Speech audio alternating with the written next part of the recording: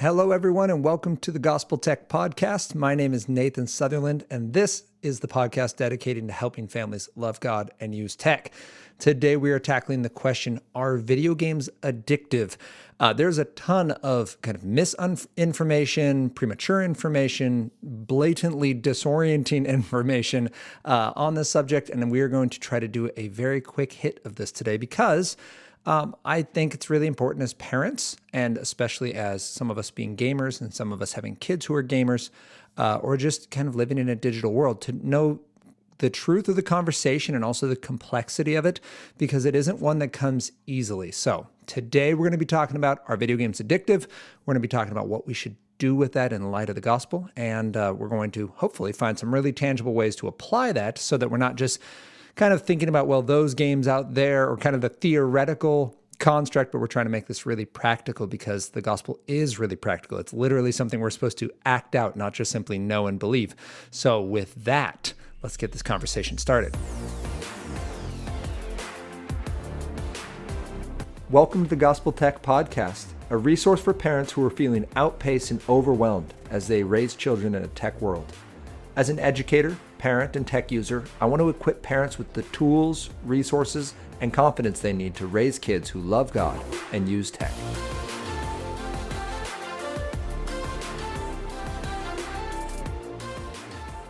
Thank you to everyone who has helped make this podcast possible. If you are a new listener, welcome. This is a spot where we kind of have this big conversation on how do we raise healthy youth in a tech world. And we specifically look at that from a gospel standpoint of, all right, in light of a God who loves us, who sent his only son to die in our place and be raised again to new life so that we can now have God indwell us by the Holy Spirit. What does that mean for our technological life, right? That's not something we can't live like, that's functionally not true, and it's just something in our head that we live out on Sundays. Like, that should impact how we live our tech lives. So that's what we're about. And the way you guys are helping make that happen is you're telling people, you're sharing online, you're rating, reviewing. And if you have not yet, and this is a podcast you come to regularly and you find benefit in, please do.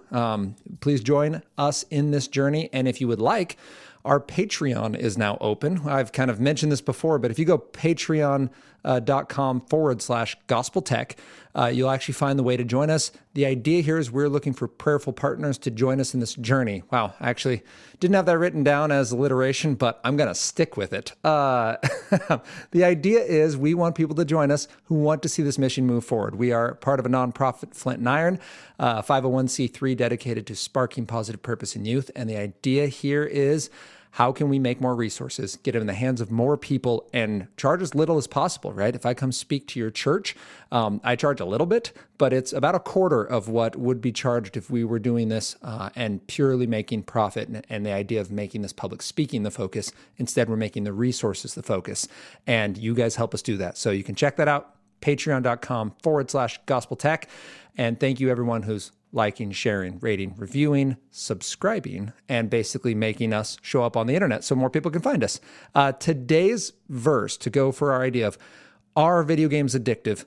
We're going to be looking at Matthew 22:37 through 39. And it's, Jesus is asked, "Teacher, what is the greatest commandment?" And he says, "You shall love the Lord your God with all your heart and with all your soul and with all your mind. This is the great and first commandment." And what I love about that for our discussion today is it's very clear what Jesus is saying, right? Like, this builds on all of his other times where he's talked about the law and what is the purpose of the law and what's his place as Messiah. Is he freeing us from the law, right? Or is he like getting rid of the law? And he makes it very clear, I'm not getting rid of the law. Like, all that stuff still applies. I guess 1/3 of it still applies. You had the ceremonial law, the civil law, and the moral law. So the ceremonial law is the like, this is what you have to do to have righteous standing in front of God. You got to kill these animals. Otherwise, you'll bring God's wrath upon you for being in his presence, okay? So we have ceremonial law, and this is how do we stay clean before God. And then you have the civil law, and this is how do we establish justice in the tribes and in Israel, which would be like the law of the code of Hammurabi that we see in there, right? The eye for an eye, tooth for a tooth, right? That stuff was just, how do you deal with wrongs in this day? If someone kills your ox, what do you do? If someone kills your slave, what do you do? Like, those are dealing with in that time, in that culture. How do we do it? And then you have the third, the moral law. And this is the picture of the nature and character of God, where like, there's still not going to be murder in heaven, right? Like, what is God like? This is what the moral law is And so as we look at this, Jesus says, hey, listen, like I fulfill the ceremonial law. Like I am the Passover lamb. He dies on Passover. And this idea that everyone who's covered in his blood is now seen as righteous in front of God. There's still a moral law aspect, but we do the moral law because of the righteousness we're given, the right standing in front of God, not to earn our right standing in front of God. That is a really, really important piece, because without that understanding, we then begin to believe that we're the source of our salvation. If I believe I can earn my way there, if I'm doing good enough, it's impossible to not do this. I start looking at people around me and going, yeah, but God, thank you for not letting me be like them. Thank you for making me more like me because I'm awesome, right?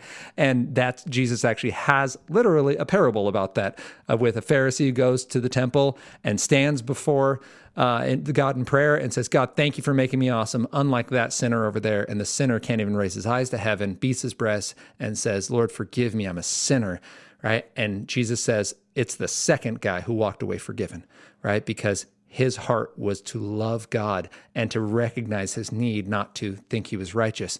Why do we do that? Because Jesus says, why do we cover any of that right there? Because Jesus says, love the Lord your God with all your heart, your soul, and your mind. The reason that's really important for today's conversation is because anything that causes us to set our heart on something else for hope, or to point our soul, the thing that makes us, our personality, our attitude, the part of us that's going to cross over when this body falls away and exist for eternity, right? Like that's a unique thing that God put inside each of you. Your spirit makes you eternal. Your soul makes you you. That's you, right? Your brain can break down. We can get all sorts of sickness, but when all that falls away, there's still going to be you, and that's the you that God made you, right? So it doesn't necessarily mean, anyway, we won't dive into that, but you have your soul and then your mind. That part of you, your brain is what does the thoughts, your mind is what steers the thoughts. We know how a brain works. We have no idea what a mind does, right? Some people would argue it's just a figment of chemicals. Behaviorists would say you're just born that way and it's all your genetics.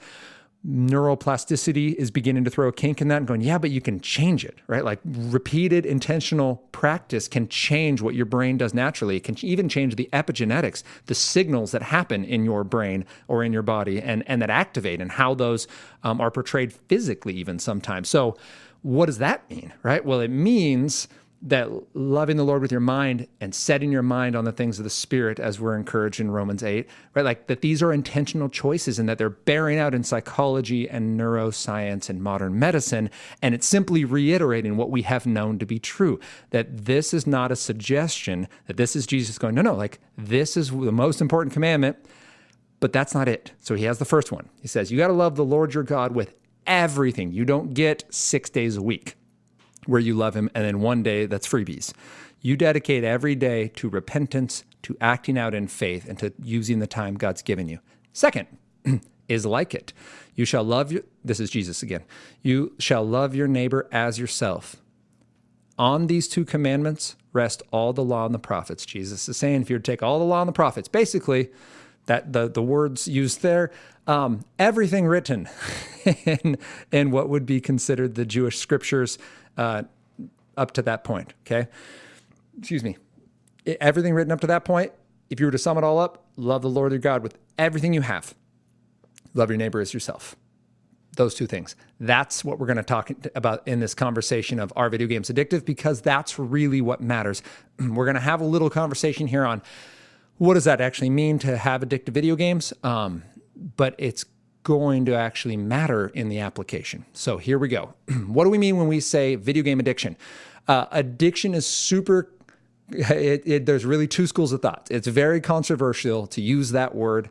I want to be very clear with this because as you start talking with people who are doing the research will have one of two thoughts. They will either say, if you give up what you need in order to get what you want, we're going to call that an addiction. And those people would believe you can have behavioral addictions. So they say you can be addicted to gambling. You can be addicted to sex. You can be addicted to screens. You can be addicted to any number, to even non-addictive, quote unquote, drugs like marijuana can form behavioral addictions because you form a psychological pattern. You then form a habitual pattern. And now every time you get stressed, you go to this behavior. Every time you run into this trigger, you have that result, right? And you build in through practice, and neuroplasticity takes over to the point where you actually adapt your brain formation and your emotional responses to this technically non-addictive thing, right? Quitting it cold turkey won't kill you, right? That kind of idea.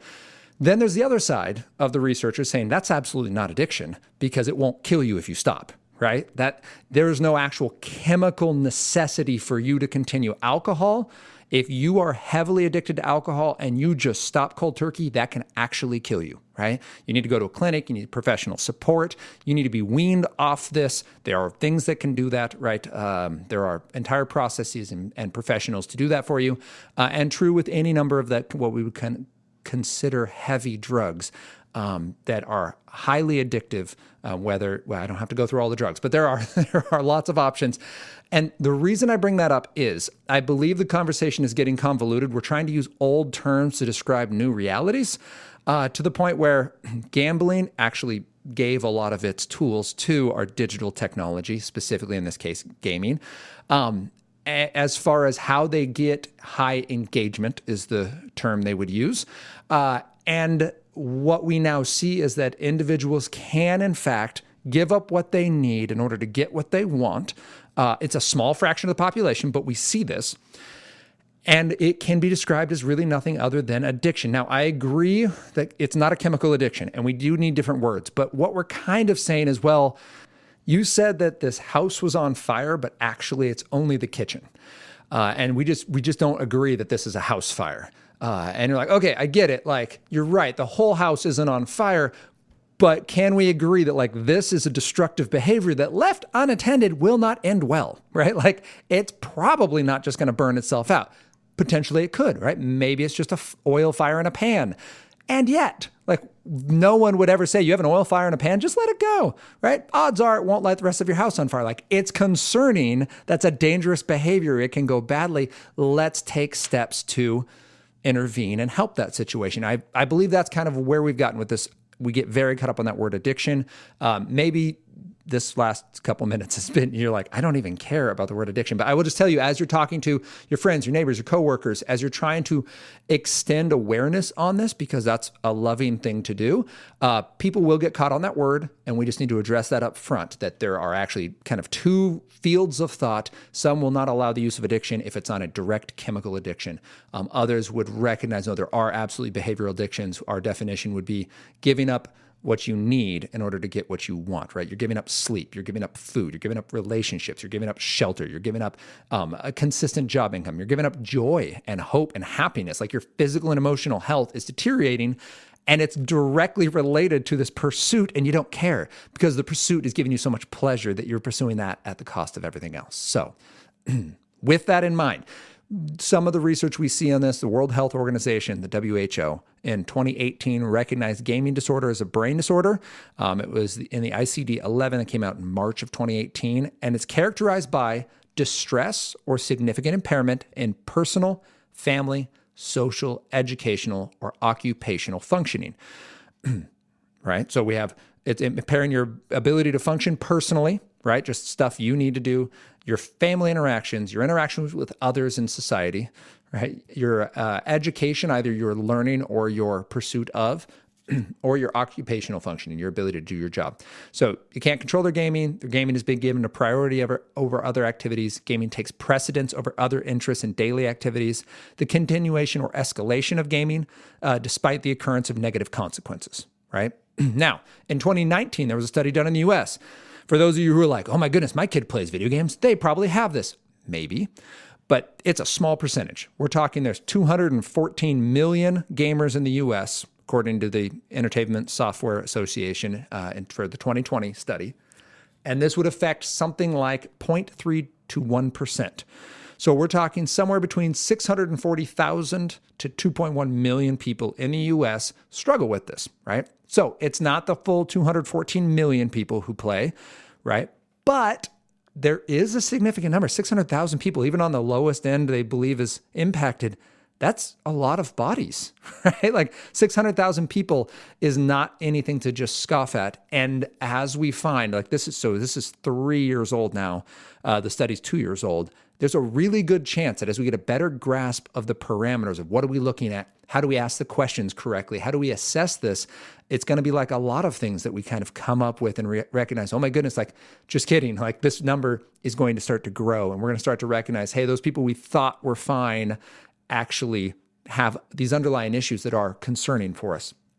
The reason we care about that is because digital technology is expanding and growing rapidly, right? We can recognize that this is a health concern, whether we're going to call it an addiction or not.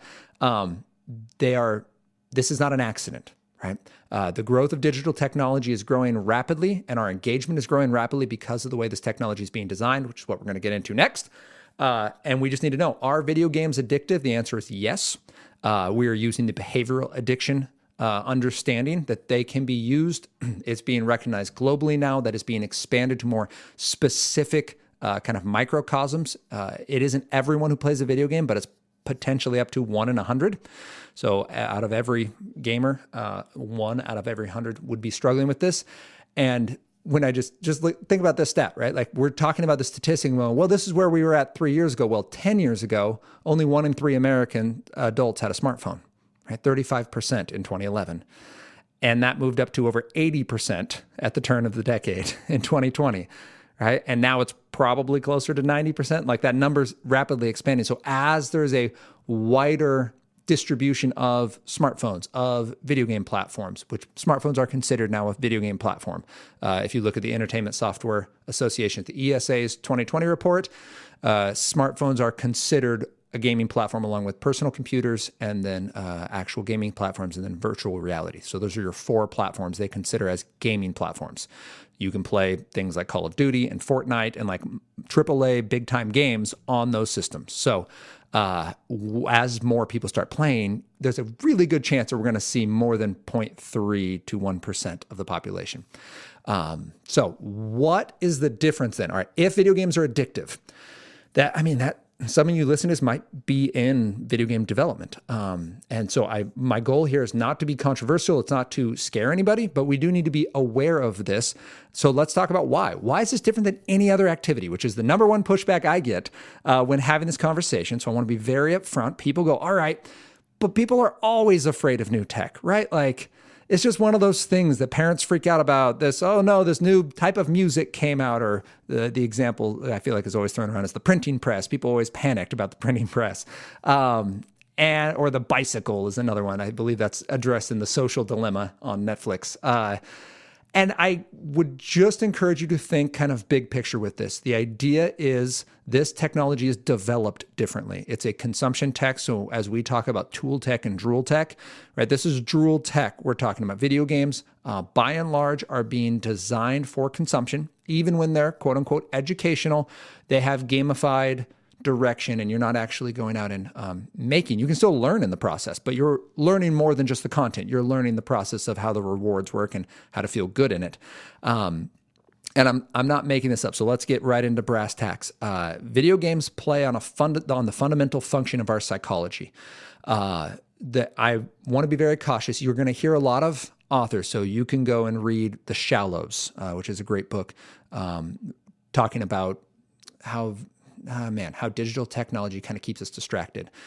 You could talk about Glow Kids by Carter Ross. You could read The Tech-Wise Family. You could read any number of great books. I'm trying to think of Alone Together by Sherry Turkle, an MIT professor. There's some great book, Digital Minimalism by Carl Newport. So anyway, all these great books will give you a lot of information, a lot of research, and they're going to talk about things like dopamine. We hear that thrown around all the time. You'll see it on YouTube and on the internets, and we even talk about it. I would just caution that we're talking how brains work here, and it isn't just one function. So again, people are going to get caught up and be like, no, it's not the dopamine that's doing it. That's fake news. Okay.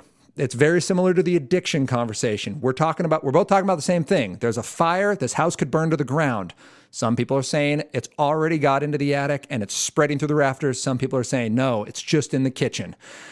I get it. there's still a fire. We still need to address it. And I'll put in the notes a great video by Ben Lewis Evans.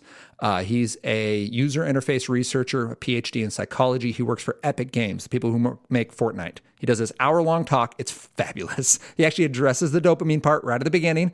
And then listen what he does. So we're talking like minute 1 or 30 seconds in. He's going to address dopamine. And then probably 4 minutes in, he jumps straight to, so this is how we create an engaging game, which is going to use all the exact same points that people who are worried about dopamine are talking about. But his point was it's not just dopamine. We're using a much bigger spectrum. And actually his argument is, as a psychologist, the neuroscientists who go and look at the dopamine and stuff, they're using stuff we've already proven happen. So he kind of like gives this weird like backhanded +1 to psychologists, -1 to neuroscientists. But anyway, it's a weird, I don't know. It's a weird, like, what would you call that? Weird flex, I guess it would be the way to say that. So he goes through 4 things. He's like, here, he spells out beautifully for this game designer conference. Here is why video games are different from any other activity you are going to participate in. And this is fantastic. So he basically says, well, what is the difference between... So the people I would get to me like, why is this different than my kid playing a board game with similarly fantastical themes? Or my kid playing a musical instrument? Or my kid going out for a sport that can be equally compelling and like overwhelming and consume their life? Or my kid doing like literally any other activity? Why does digital video games, why are those any different? So there's 4 reasons. The first would be called fixed ratio reward.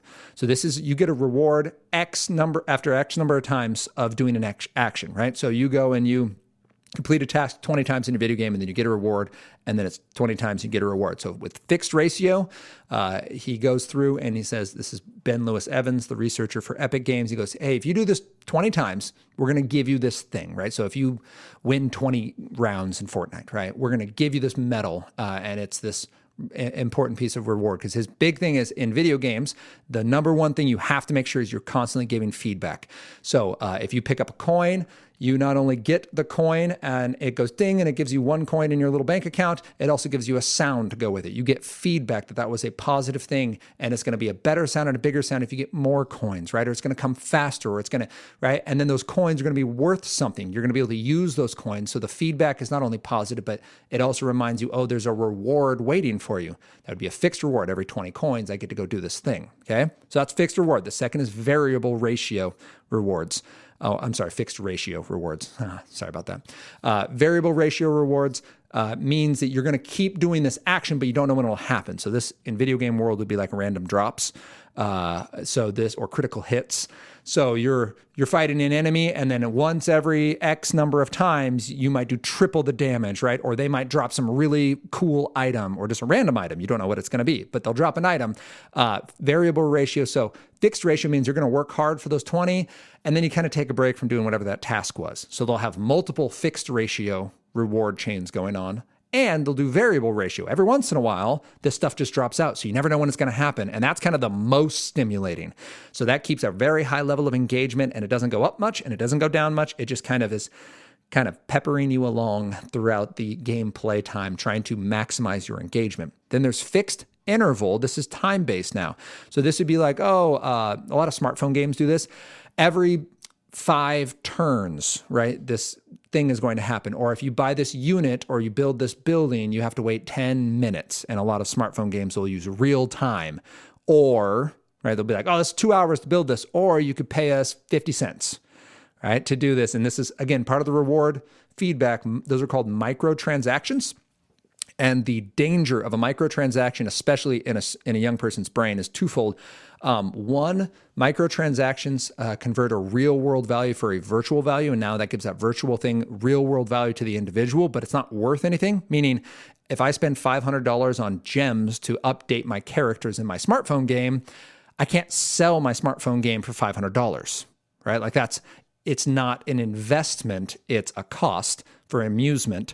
So it's worth that to me, but it's not actually worth that, if that makes sense. Or if I pay money for an in-game item, that in-game item is not worth the $10 I spent it. Unlike, a pair of tennis shoes, right? If I buy $50 tennis shoes, never wear them, I can probably resell them for $50, unless they're like crazy out of style or something. But we're talking within a short amount of time. So the reason that that's important is because, going back to the variable ratio, you can get rare items.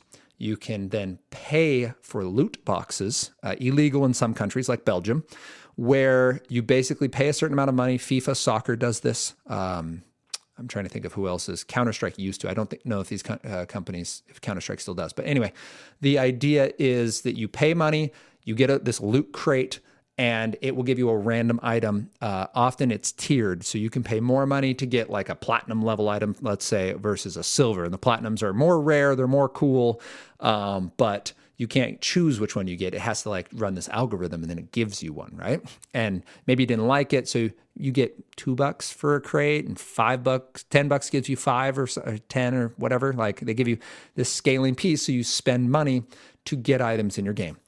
So we have fixed ratio, variable ratio. Fixed interval means it's going to show up every once in a while. Fixed interval would also be like in video games. You have like boss spawning points. So in a game like World of Warcraft, like, oh, well, this thing spawns every 5 minutes. So we're gonna go somewhere and come back here in 4.5 minutes and be ready for it so that we can complete our quest or hopefully get so this would be fixed, mixed with the variable ratio. We're going to wait for the spawned planned enemy, defeat the enemy, and then we hope to get the variable ratio drop. And this is huge in like Destiny 2, if anyone plays that game, right? They're like, oh no, we got to do this raid, and it takes 3 hours to do the raid, and you get to the final boss, and we're literally waiting for this one type of armor or this one weapon that has like a 0.01% of dropping, and we're going to give it to this, one team member who needs it. And that's a very common combination, and the final one would just be the completely random variable interval. These are just spontaneous world events. There's no consistency. There's no planning. There's no rhyme or reason. They just happen. And his argument at the end of all this, Ben Lewis Evans says, at the end of the day, you want to use all 4. Okay? That's how we make engaging games. So when we go, man, why are video games different? Okay, hold on. I'll finish this. You can create a highly engaging social experience with those 4. So you can do this in a world that is cooperative. You can do this in a world that engages with teammates that maybe you've never met.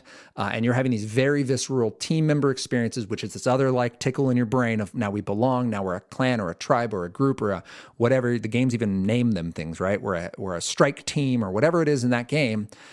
And then you have this list of things. If you go, man, does my kid's game have these built in? Well, think about it. Are there music and sound effects that are feedback for behavior? Right? So like Mario Brothers, right? You pick a coin and right? You do that. Or if you're a Zelda fan like me, you pick up a piece of the little pyramid triangle and ba-da-da-da, right? Like it's this reward feedback. You hear that anywhere. If that's someone's ringtone, like I get warm fuzzies because all of a sudden I'm 12 again and nostalgia is just oozing out of me, right? It's been trained.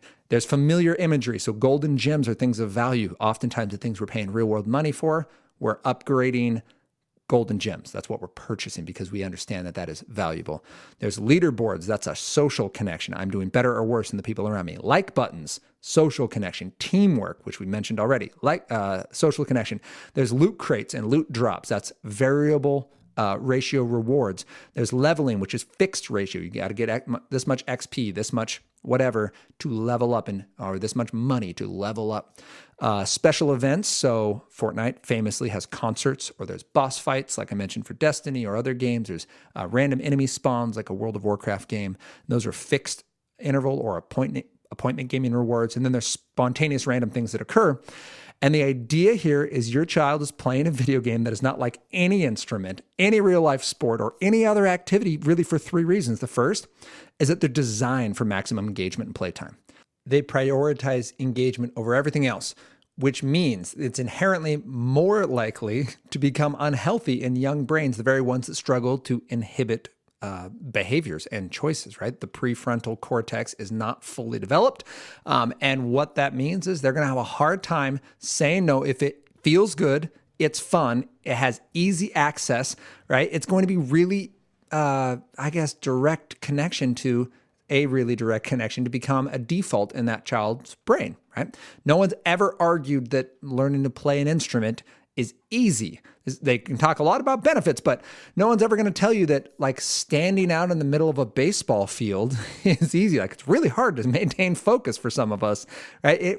A lot of what sports art people would argue is valuable about sports or about instruments or about really any other activity is that it requires some level of character development, right? There's something you don't want to do in order to get to the end that you desire. You might have to practice. You might have to exercise. You might find yourself in better shape working with people that you never would have necessarily worked with, right? Like there's some form of real life kind of, there's a little itty bitty microcosm of it. And now you're going to learn it. And I agree, especially in sports in America, we started to lose some of that because we started to just think that winning is the point, which really is a terrible lesson to teach our children, right? Like they're not going to win everything. So let's figure out how to lose.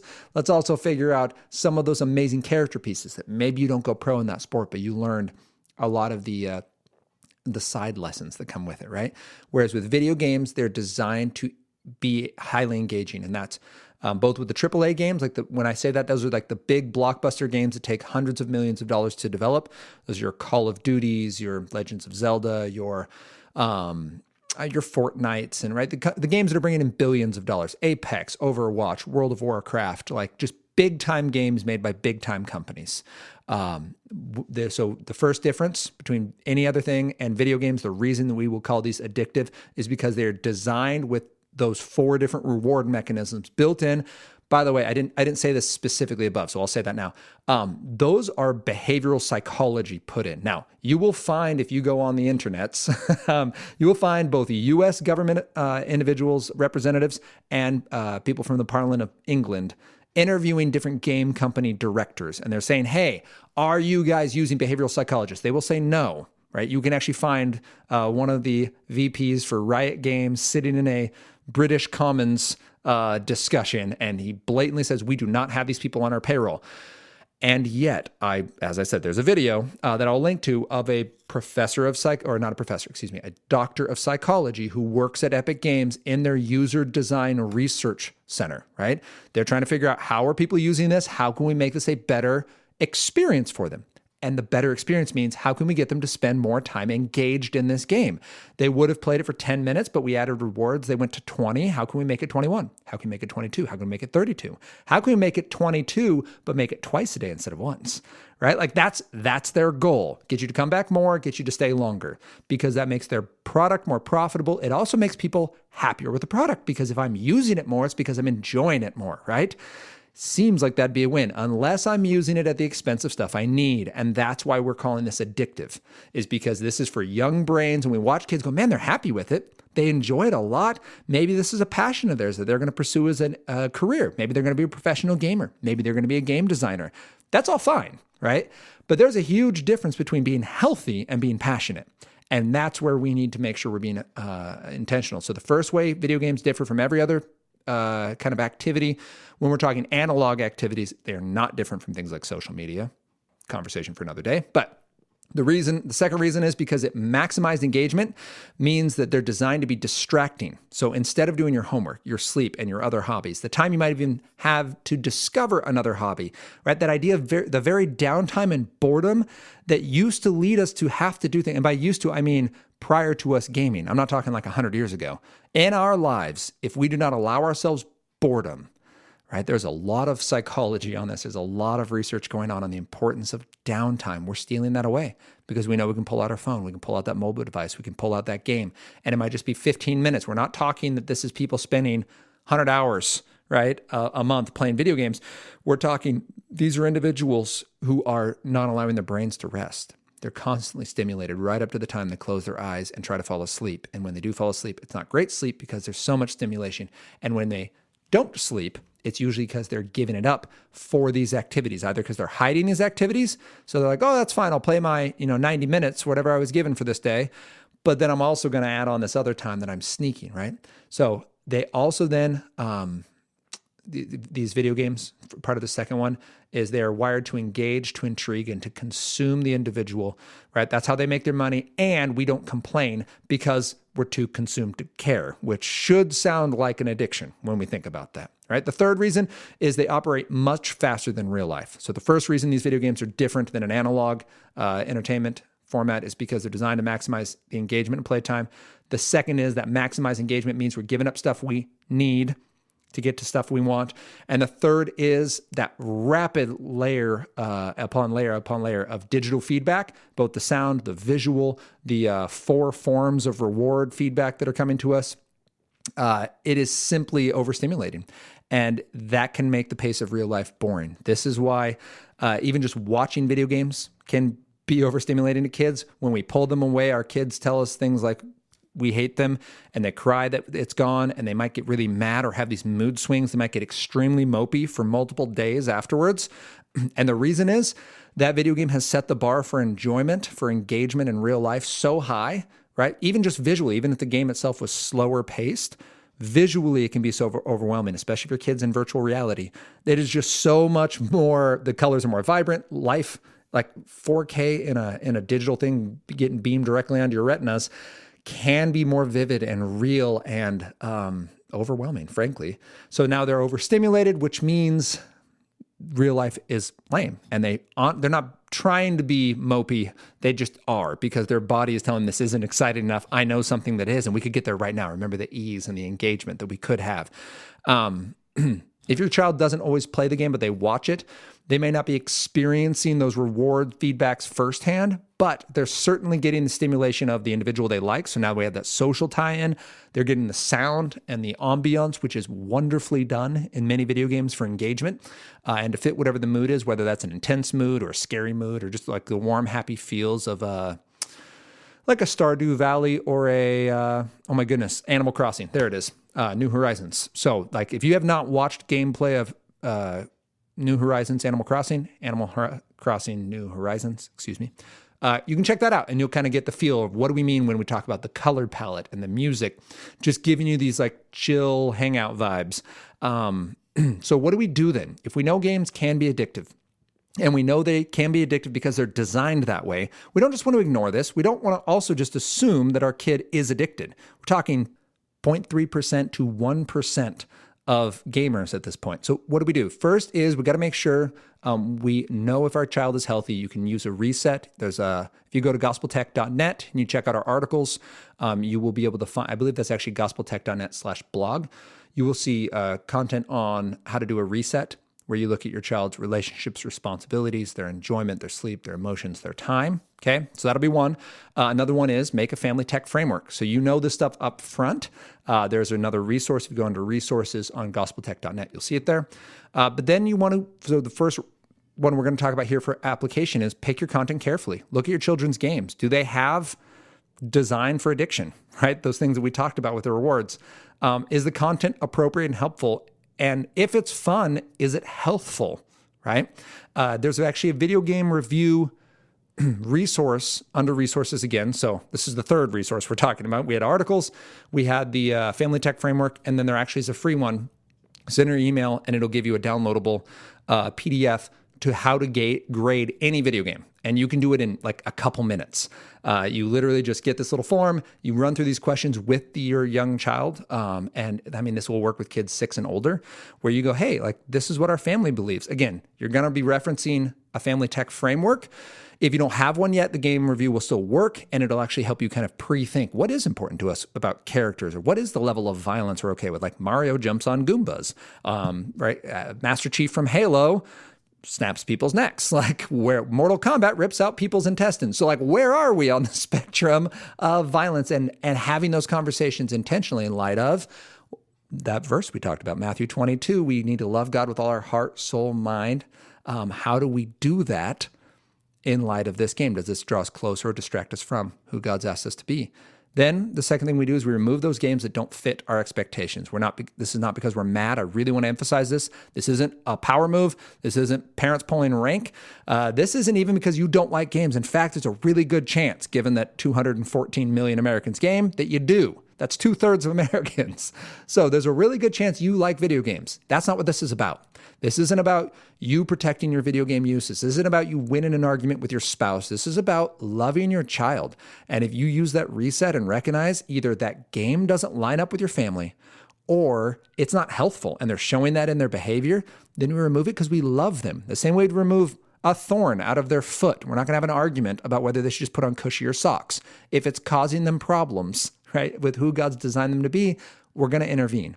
And then we replace those activities. Now, the Family Tech Framework piece, that online workshop I've referenced, available on gospeltech.net, has a whole walkthrough on how do we make analog adventures. It can be overwhelming. There's also podcasts. If you go back and look at those, I can include a couple of links down below in the show notes. But you make analog adventures. You make the space in your calendar. You make sure you have the resource to do it, right? So you don't just dream up these big plans that won't actually fit in your season of life. And you make sure they line up with what your kid is designed to do, right? We talked about that soul piece. God made them unique. And you need to make sure that it's not just something you're passionate about or just what's available, but stuff that I guess we can't always let them custom pick exactly what they want to do, but we're going to do the best with the resources, the time and space availability, the professionals in our region, right, who can train them on this. Maybe they want to be a deep sea diver. Maybe you don't live near the sea. Like that might not be a great option right now, but we can get them swim lessons, right? Like you can start somewhere. And I think that idea is what we need to do when we talk about video games. We know that they are addictive. So let's take a step back. This isn't just video games, I guess, for the big picture on this conversation. This happens with basically anything that's been designed as drool tech, consumption tech. So you're going to find it in social media. You're going to find it in shows. Anna and I actually found it in a really cool Lego set that we got our son. We love Legos. We're like, oh, this will be great. And at the end of the day, he saved up his money for months. Okay, he bought this Lego set. He brought it home. And day 2, we realized, oh my goodness, like this isn't a set that helps him kind of employ his love of Legos. It sets these random goals for him, and then he moves this thing around frantically, and he gets points, and he gets rewarded by sound effects and by shouts from the character. And then the higher points he gets at the end of a time limit, it like gives him different colors. And he was just spamming this thing, right? And his work wasn't going into building or to anything creative or any kind of problem solving. It was literally just, can I move my hand faster? Can I do this thing more? Where can I, right? Like just how can I get more points just for the sake of getting more points? And it was the sound effects and the rewards and this, like, I was like, oh my goodness, like this is not what I thought it was going to be. I like the idea. I do not like the implementation. And it was the first time I ever had to buy back something that we let our kid get, right? It was not fun. There were lots of tears. I'd done research and stuff beforehand, but I guess this is what we need to do. Like I apologized to him. I explained, buddy, like I love you, and we're seeing some unhealthy behavior, and like we're not going to let that just continue. Daddy made a mistake, right? Like that was unfortunate. I'm going to buy this from you. You get all of your money back, and I sweetened the deal with like another thing because I felt terrible. I'm not saying you have to do that, but I needed him to know, like I'm not mad at you. This general idea is fine. We're not throwing your Legos away. I don't even hate like the concept here, but this is just not well done, and I see it impacting, right? It started to take away basically his ability to focus on other stuff. It was just talking about it all the time, and I was like, this isn't the kind of passion we want to inspire in our son. So with that idea, we need to be humble parents and recognize it. So as we go forward from here, we need to recognize that video games, they very much can be addictive. They're not necessarily even what they used to be. So if you really feel like, man, video games are just part of what we do, give your kids those older games. Go look at them, watch some gameplay, purchase some. You can buy Nintendos with a bunch of preloaded games and for relatively cheap if you're really getting into video games. And your kids will enjoy them as if they really haven't been into heavy gaming. And if they have been into heavy gaming, going retro probably isn't the answer. Getting them another analog adventure, getting them something else that's hands-on and they can invest their passion, get them some tool tech that they can engage. And again, there's a whole workshop to talk more about that. But our brains are designed to find joy in real life. They're designed to find joy in real relationship, not just simulations of it. And we want to make sure that we are falling more in love with God, with all of our heart, our soul, and our mind, that when we're falling asleep, that we are setting our minds on the things of the Spirit. And it takes practice, and it takes discipline, and it takes culling some of these things that are ready, designed distractions for us. So parents, make sure we're intentional with that content. You can go to gospeltech.net for more help on that. Be in those conversations with your kids, right? Help them talk through, like using a reset, what is and isn't helpful, and help build their passion using tool tech, using those analog adventures, and try starting that conversation this week with your family, because the outcome is we're going to have young people who are reflections of a loving God, who know what it means to have fun in real life. And maybe they can even play video games, but they're going to know where their limits are. They're going to know what is and isn't healthful. And they're going to be able to be equipped for those conversations, not just with a bunch of rules, which is amazing. That's what we want, because that's the idea of living out the gospel. It's living out from a changed heart and not just from a ton of rules that we're constantly in fear of breaking. So I hope this conversation was helpful. If you have any questions, comments, or concerns, you can reach out, Nathan@gospeltech.net. You can also find us at Love God Use Tech on Instagram and Facebook. So thank you for being here today, and please join us next week as we continue this conversation on how we can all love God and use tech.